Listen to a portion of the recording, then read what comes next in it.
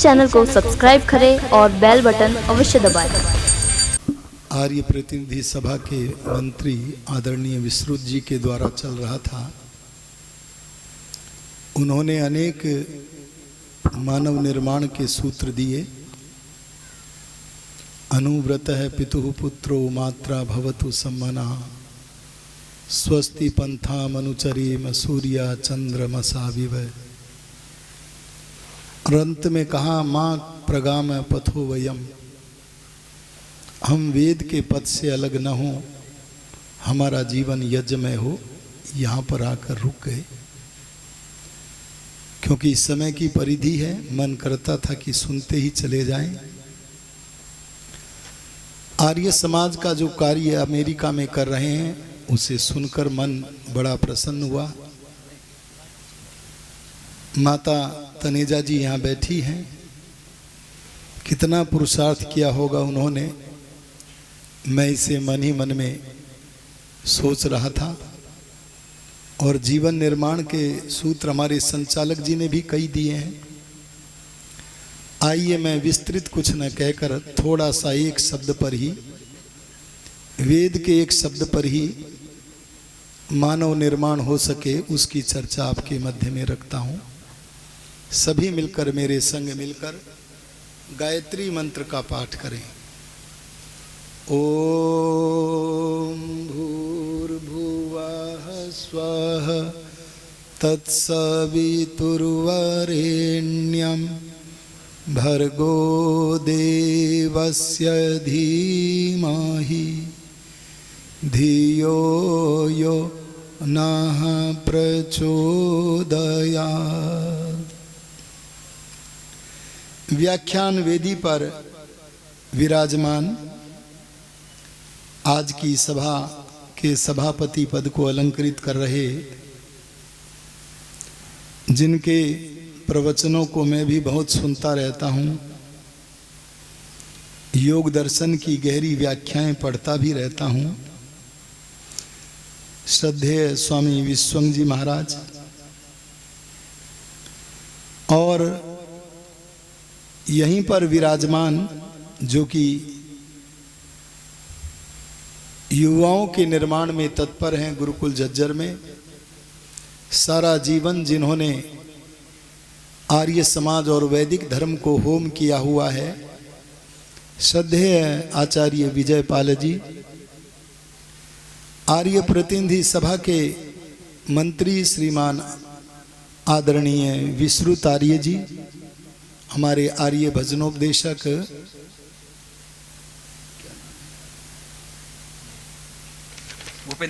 भूपेंद्र सिंह जी, हमारे आदरणीय भजनोपदेशक पंडित दिनेश पथिक जी, और बड़ी कुशलता के साथ योग है कर्मसु कौशलम, कर्म को ऐसी कुशलता से करो कि कर्म का जो निष्काम भाव है वो नष्ट नहीं होना चाहिए। ऐसी कुशलता से संचालन करने वाले आचार्य नयन कुमार जी मेरे समक्ष बैठी हैं। बहुत सी विभूतियाँ, आदरणीय रामवीर शास्त्री जी, पीछे गुरुकुल कोलाघाट के आचार्य ब्रह्मदत्त जी, आचार्य मान्या विदुषी आदरणीय माता जया तनेजा जी, सम्मानीय धर्मनिष्ठ सज्जनों और माताओं बहनों, आज का विषय वेद और जीवन निर्माण है। मैं पहले 3-4 मिनट में वेद के विषय में थोड़ा सा कहना चाहूँगा। संसार में 2 प्रकार की रचनाएं होती हैं, एक जैवी एक ईश्वरीय।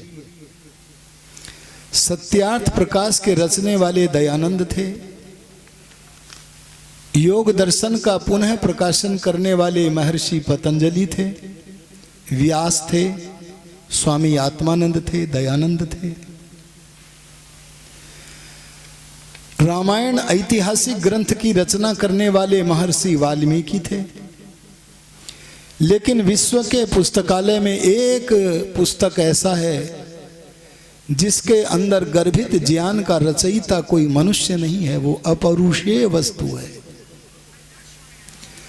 समझना पड़ेगा कि वेद किसे कहते हैं।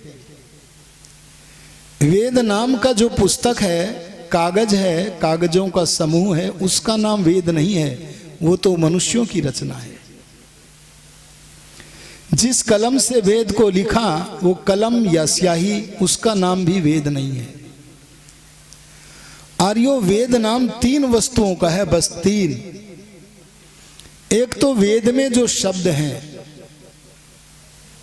अग्निम ईडे पुरोहितम यज्ञस्य देवम ऋत्विजम, ये जो वेद में शब्द हैं, शब्द की अनुपूर्वी है, शब्दों का क्रम है। और केवल शब्दों का ही नाम वेद नहीं है, बल्कि शब्दों का जो अर्थ है। जैसे पहला पद है अग्नि, अग्नि पद से जो वाच्य है परमात्मा, अग्नि पद से कहा जाने वाला जो है अग्नि, आग,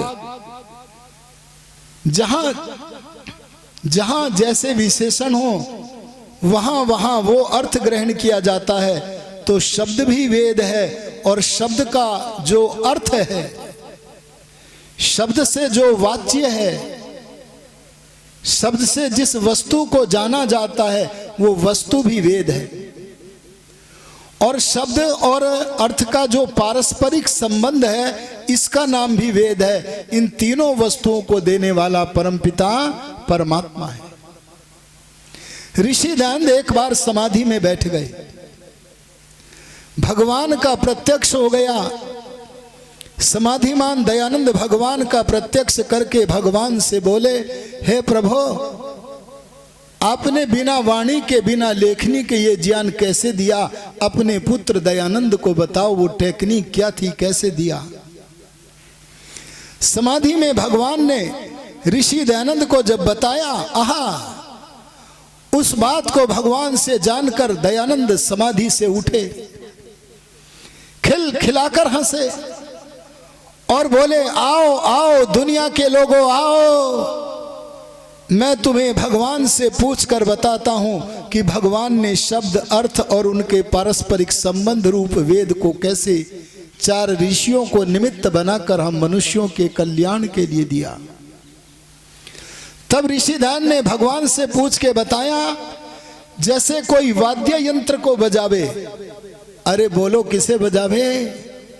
हारमोनियम को बजावे, तबले को बजावे, किसी भी वाद्य यंत्र को बजावे, ऐसे परमात्मा ने 4 ऋषियों को बजाया।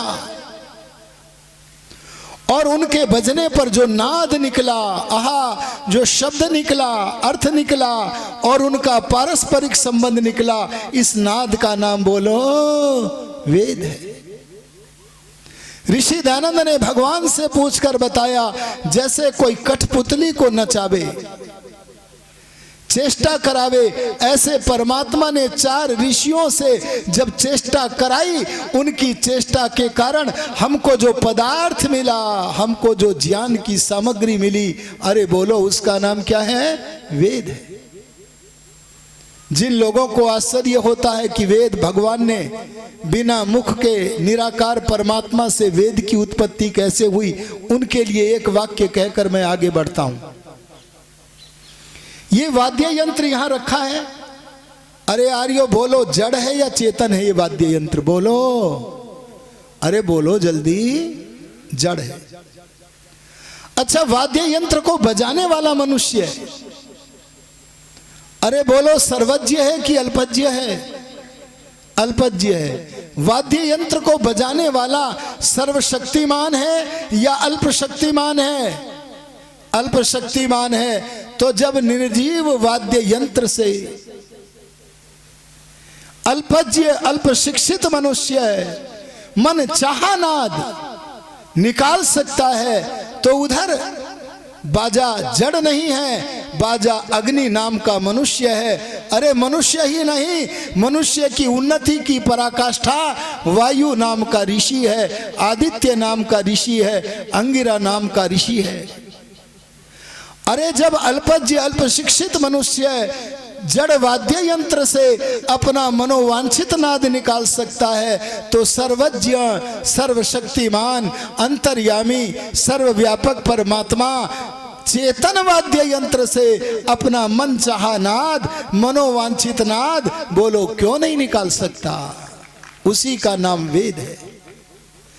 वेद की इस महत्ता को सामने रखने के कारण ऋषि दयानंद ने कहा था, आह्वान किया था, चलो लौट चलो भगवान की वाणी की तरफ, कल्याणी वाणी की तरफ लौटो, जिसमें सारा का सारा सामान मिलता है। इस बात को समाधि में दर्शन करके दयानंद बोले थे, वेद सब सत्य विद्याओं का पुस्तक है। ये समाधि में दर्शन किया हुआ वाक्य है। इस आधार पर जब वेद में समस्त मूल रूप से साध्यंत विद्या और कला चाहे वेद में न हो, लेकिन साध्यंत कला और विद्या का मूल भी वेद में है। मूल के बिना साध्यंत कला और विद्या का विस्तार, विद्या वृक्षों का विस्तार मनुष्य नहीं कर सकता। ऐसे मौलिक सारे सत्य विद्याओं के आकर, सत्य का अर्थ यहाँ पर है जो तीनों कालों में अविनश्वर हैं, शाश्वत हैं, सनातन हैं, ऐसे विद्याओं के खजाने वेद से क्या हम अपने जीवन का निर्माण नहीं कर सकते? समय हो चला है, मैं तो अभी विषय को प्रारंभ न कर पाया हूं। अभी हमने हवन किया। अरे बोलो क्या किया? हवन कब करना चाहिए? ऋषि दयानंद ने कहा, जो मनुष्य परमात्मा का प्रसाद पाना चाहता है, जो मनुष्य प्रतिदिन यज्ञ करता है, उन मनुष्यों पर परमात्मा अत्यंत प्रसन्न होता है। प्रसन्न का अर्थ यहां प्रसाद मिलता है। लौकिक अभ्युदय का प्रसाद भी मिलेगा और परमात्मा का आलिंगन भी होगा। इसीलिए प्रतिदिन उसकी आज्ञा का पालन करो। अग्नये परमेश्वराय होत्रम हवनम क्रियते यस्मिन कर्म तद अग्निहोत्रम। ये अग्निहोत्र माने हवन करो। पर आप हवन तब तक नहीं कर सकते जब तक आपके पास हवि न हो। अरे बोलो क्या ना हो? हवि न हो। हवि है तो हवन है, हवि आधार है तो आधेय क्या है? हवन। हवि नहीं है तो हवन नहीं होगा। हवि शब्द का अर्थ क्या है? हमारे वैयाकरण कहते हैं हवि शब्द के 3 अर्थ हैं। आपकी जेब में रखी हुई वस्तुएं हवि हैं,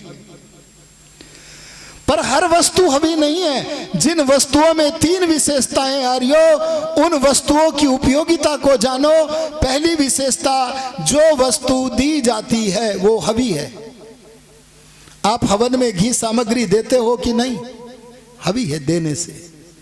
अरे जो वस्तु देने के योग्य है, दान करने के योग्य है, वो हवि है। और दूसरा अर्थ क्या? आदानम। अरे जो वस्तु ग्रहण की जाती है, जैसे योगाभ्यास ग्रहण किया जाता है, ऐसा ग्रहण करने योग्य योगाभ्यास बोलो क्या है? हवि है। जैसे अग्निहोत्र में अग्नि आपकी घी सामग्री को ग्रहण करती है, ये ग्रहण करने के कारण, अग्नि के द्वारा ग्रहण होने के कारण बोलो उसका नाम क्या है? हवि है। एक तीसरा अर्थ है जो वस्तु खाई जाती है। अरे बोलो जो वस्तु, कौन खाता है घी सामग्री को? अग्नि खाता है। और वैज्ञानिक रीति से खाकर, सूक्ष्म करके, अनेक गुणित करके, वातावरण में भेजकर वायु जल की संशुद्धि करता है। ये हवन है। एक सज्जन हवन में आ गए, बोले हम तो घी नहीं लाए, सामग्री नहीं लाए, कैसे हवन करें? तब ब्रह्मा बोले कुछ तो लाए हो? कहने लगा हाँ, जेब में रुपए हैं। अरे बोलो भला कहीं रुपयों से हवन हो जाएगा? अरे बोलो हो जाएगा। अरे बोलते क्यों नहीं? कितने प्रबुद्ध हैं आप। मेरी टोन से विपरीत बोल रहे हैं। आपने सत्यार्थ प्रकाश का स्वाध्याय किया है। वो कहता है मैं रुपयों से हवन करूंगा। अरे बोलो ये परोपकारिणी सभा में चारों ओर जो मंगल ही मंगल दृष्टिगोचर हो रहा है, ये रुपयों से हो रहा है कि नहीं? अरे रुपए देने के योग्य हैं कि नहीं? अरे लेने के योग्य हैं कि नहीं? अरे बोलो खाने के योग्य है। खाना माने अरे बादाम लेके खरीद के खाना, सेब लेके खाना, जहां उपयोगी है वहां उपयोग में लगाना। बोलो हवन हो गया कि नहीं हो गया? जब परोपकारिणी सभा में आर्य समाज में ये पता लगा किसी श्रद्धालु को कि रुपए हवी होते हैं, उसने घर जाकर श्री राम की मूर्ति बनाई। अरे श्री राम का चित्र लगाया घर में। बोलो महापुरुषों के चित्र लगने चाहिए कि नहीं? और चित्र लगा के बड़ी आस्था के साथ, मैं श्रद्धा शब्द का प्रयोग न कर पा रहा हूं, उसने बड़ी आस्था के साथ मनसा वाचा कर्मणा झुक करके अपने कार्य के प्रति बड़ी आस्था के साथ उसने उस मर्यादा पुरुषोत्तम श्री राम उनके चित्र के सामने रुपए अर्पित कर दिए, मानो सब कुछ अर्पित कर दिया। बोलो, अरे बोलो, वे रुपए कभी बने कि नहीं? अरे बोलते क्यों नहीं हो? दोनों तरह के हो, कुछ कह रहे बन गए, कुछ कहते नहीं। अच्छा बोलो, वे रुपए उस चित्र ने लिए, और जब लिए नहीं तो क्या तुम दे पाए?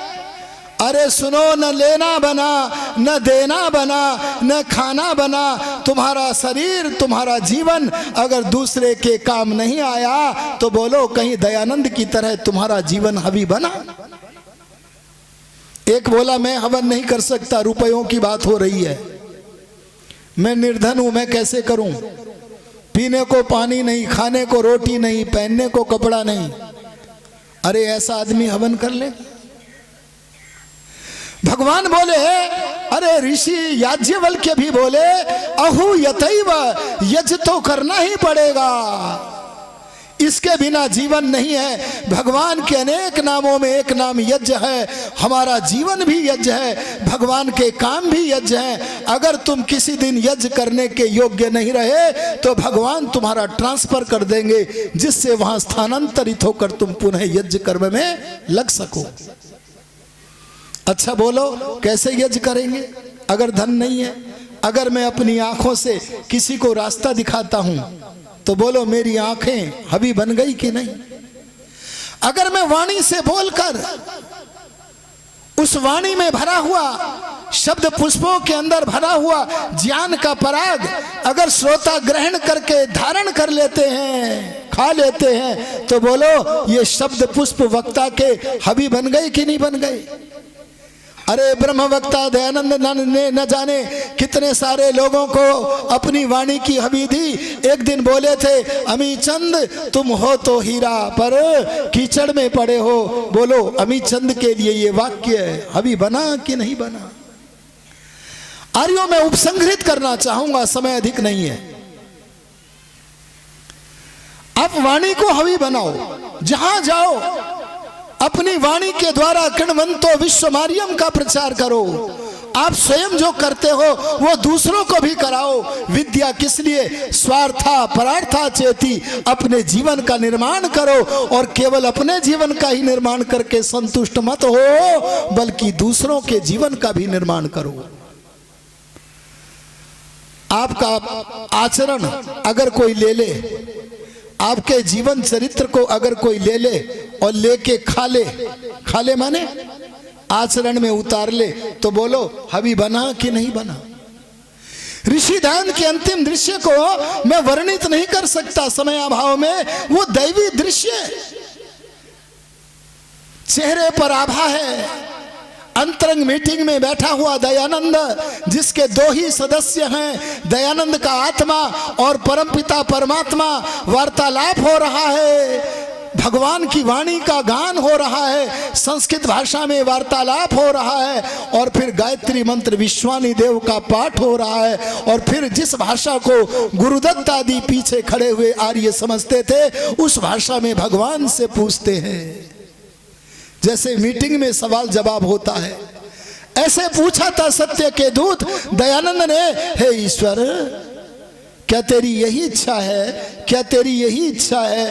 क्या तेरी यही इच्छा है? मानो दयानंद पूछ रहे हो, क्या वेदों का भाष्य बीच में छोड़ के चले चलूं? क्या त्रैतवाद का जो प्रचार प्रसार करना था उसे छोड़ के चले चलूं? अभी तो सत्यार्थ प्रकाश का बहुत सारा प्रकाश बिखेरना था, उस काम को छोड़ के चलो हम लोग गाया करते हैं, ज्ञान देता हूं सबको बराबर पर सबको मिलता नहीं, जिसका जितना प्रारब्ध है भोग्य पा सब नेक हो उतना ही मिलता है। ए पुत्र दयानंद, तुझे निमित्त बनाकर मैंने जो संसार का उपकार करना था करा दिया, ये जितने भोग के अधिकारी थे वो मिल गया इन्हें, अब तेरे लिए मोक्ष के दरवाजे हैं। अंतर्यामी का जब ये संदेश मिला तब दयानंद परमात्मा की सहमति में अपनी सहमति का साझा करते हुए, अंतरंग निर्णय पारित करते हुए परमात्मा के स्वर में स्वर मिलाकर बोले थे, आहा तूने अच्छी लीला की। धौड़ मिस्र के पाप को भी क्या बोल रहे हैं, कभी इस पर गहन चिंतन में आपके सामने धरूंगा, तब पता लगेगा कि अगर मनुष्य किसी को मारता है तो वो मनुष्य ही नहीं मारता, मनुष्य और परमात्मा दोनों का मारा हुआ है। परंतु ये मत सोच लेना कि मनुष्य और परमात्मा ने प्लानिंग करके मारा है। अगर शेर ने पाणिनि को मारा तो वो केवल शेर ने नहीं मारा, परमात्मा और शेर ने मारा है। परंतु ये मत सोच लेना कि शेर ने और परमात्मा ने प्लानिंग करके मारा है। और मैं प्रवचन करता करता चला जाऊं, आप सुनते सुनते चले जाओ, ये तो स्पष्ट ही है परमात्मा ने मारा है, माने देह त्याग कराया है। इस भाव को जानने वाला योगी कहता है, तेरी क्या कहता है, आहा तूने अच्छी लीला की, तूने अच्छी लीला की, तूने अच्छी लीला की, तेरी इच्छा पूर्ण हो, तेरी इच्छा पूर्ण हो, तेरी इच्छा पूर्ण हो। यह कहकर जिस महर्षि दयानंद के बलिदान दिवस पर हम प्रेरणा लेने के लिए ये आयोजन कर रहे हैं, उस महर्षि ने अंतिम समय का वह दृश्य भी बोलो हबी बना करके गुरुदत्त के लिए और आज हम सब के लिए भी प्रस्तुत कर दिया कि न कर दिया। अरे आओ हम भी दयानंद की तरह ऐसे आचरण के धनी बने कि हमें हमारे जीवन को देख करके दूसरे लोग उसे ग्रहण करके आचरण में लाएं तो बात बने। इन्हीं शब्दों के साथ वाणी को विराम देता हूं। ओम शम।